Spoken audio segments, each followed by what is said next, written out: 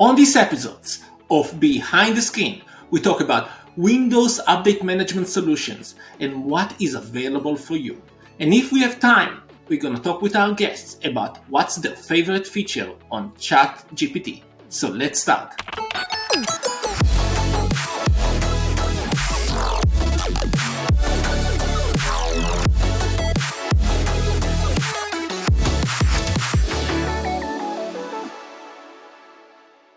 Windows Update Management, why it's important, what tools are available for you. There is so many questions and there are a lot of answers.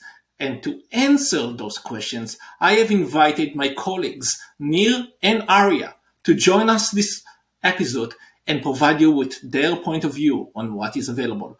So let's start. Arya, would you like introducing yourself?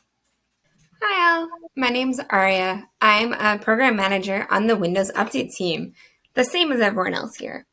And I'm super excited to be here today to talk to you all a bit about update management. And what about you, Nir? Hey everyone, my name is Nir and I'm the product manager for the Windows Update for Business deployment service, and I am also very excited to be here to talk about our platform. I'm for today going to represent Windows Autopatch.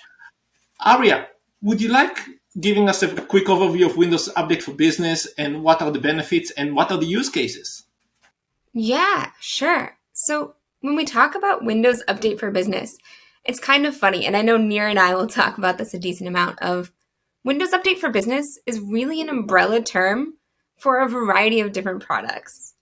On one hand, you've got the client policies, so the group policies or configuration service provider policies, CSPs, which you can use to manage basically your update experience once an update's offered, as well as your update offering management.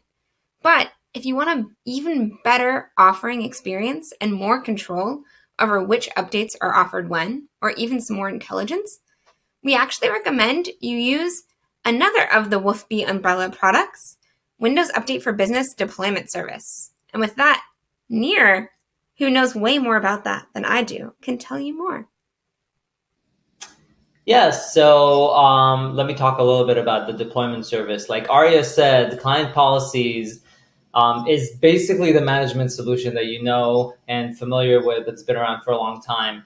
About 4 years ago, we launched the deployment service, which takes the admin intent that is usually encapsulated in group policies and moves it from client policies directly to the Windows Update service. And Lior, I'm going to transition out to you because I know that Autopatch is using a lot of those experiences that are powered by both what Arya talked about and also the deployment service. So do you want to tell us a little bit about that? Yeah, absolutely. So from an Autopatch perspective, and we're going to touch soon with Arya and Nir about the use cases, is a tool that pretty much sits on Intune, Microsoft Intune, and provides pretty much an automation for the Windows Update solution, including Microsoft 365, Teams, and Edge.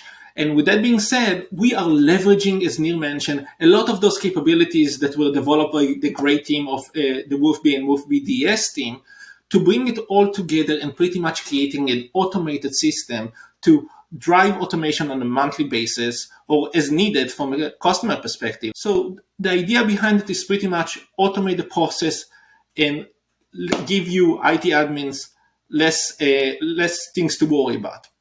But with that being said, Arya, I want to go back to you. We know that we have the WFB, we have WFB DS, and we have Autopatch, which are three solutions that pretty much covering very similar things on paper. What would be the ultimate case or case study that you would present for a WFB customer? Yeah, great question. So I think there's definitely sometimes confusion around, as an IT admin, what should I use? I see all of these management tools, all of these management products, all of these terms, but I don't really know where to start. So then the question is really, what licensing do you have? And what kind of device cases do you have? For example, you'll want to use the Windows Update client policies to manage your experience in any of those cases, because you do want to control things like deadlines, notifications, and the end user experiences of whether they can pause or not. But from an offering perspective, that's where it becomes even more interesting, because you might want to be in control, in which case, hey, Wolf BDS is where you should be. If you have E3 licensing or above, you should be using the deployment service. It gives you the most granularity, the most intelligence to actually manage those updates. But if you don't really need that control, if most of your devices are one-to-one end user devices, well, why bother setting those policies yourself? For the same E3 licensing, you can actually opt into Autopatch and have us automate that process for you. And so I really just view it as what level of control you need and what level of granularity and licensing that you have. And one of the things that I think people don't necessarily realize here is how far we've come just in the last 4 years in terms of the intelligence that we have, or the controls and granularity we have for offering. And with that, Nir, do you mind going a bit into, I know you talked about some amazing milestones that I'm so excited just came out. And so maybe talk a little bit about, I know 4 years ago we launched the deployment service, but where are we now?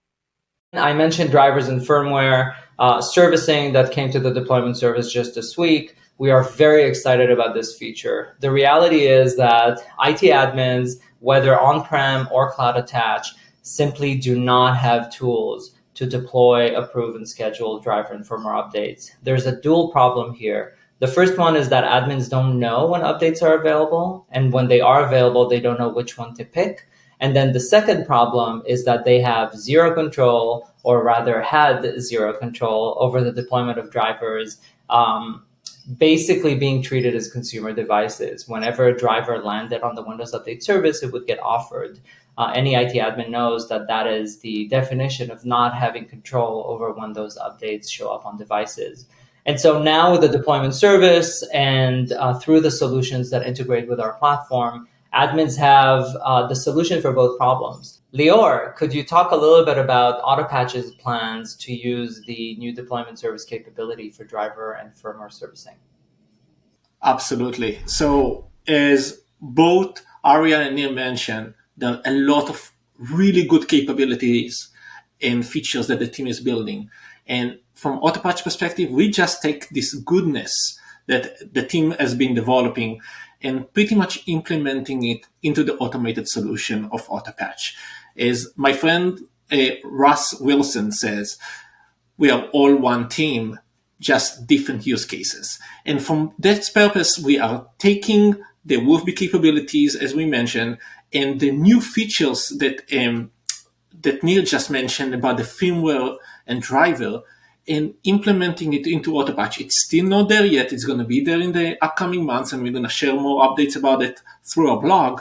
With that being said, there is a lot more that we are looking to do from automation perspective that I can't share just yet, but you should definitely look forward to some new announcements that are going to come up with all of this group of WolfBee, WolfBDS, and Autopatch coming together to deliver one coherent story from update management.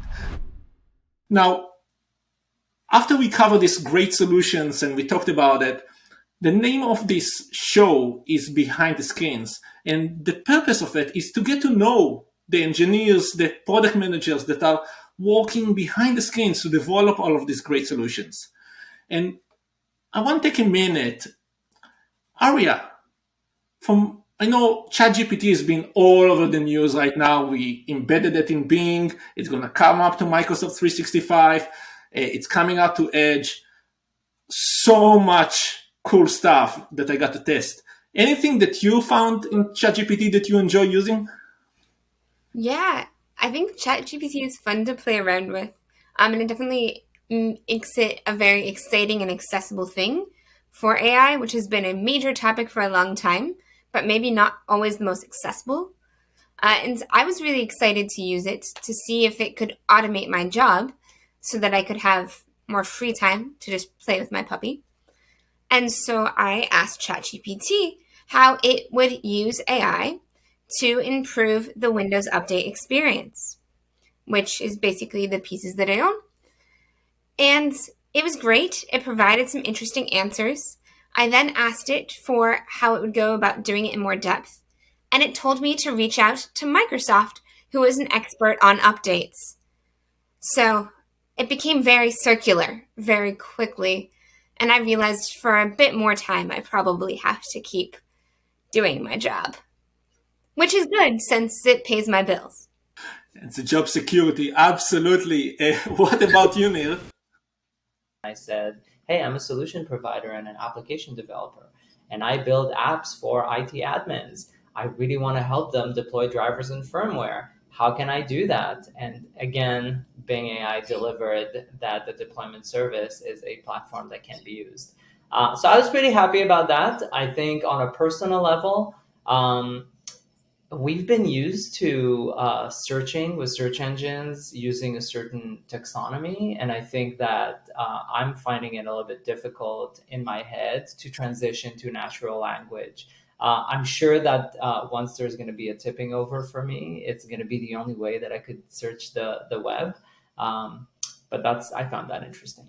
ChatGPT brought me a very deep content about the security value of all of those patch management. Patch management is not just another update to your phone or to your computer. It's a lot more than that. It's closing known vulnerabilities on the OS. It's something that is super crucial from a security perspective. And pretty much ChatGPT confirmed all of those points.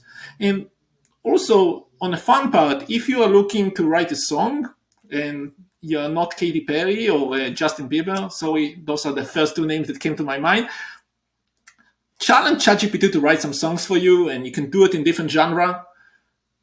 If you're not going to become a famous singer, it's okay, but at least it's going to be really, really funny. So I really want to take a minute to say huge thank you to Nir, Aria, and as I mentioned, Russ Wilson that was unable to join us today, and say thank you for all of you who took the time to watch this video, read our blog. We're really keen to learn more about what we can do to help you streamline your business. So please use the feedback forms that we have available in our community chats to provide us with all of this feedback. Thank you so much. I look forward to see you next month. Have a wonderful day.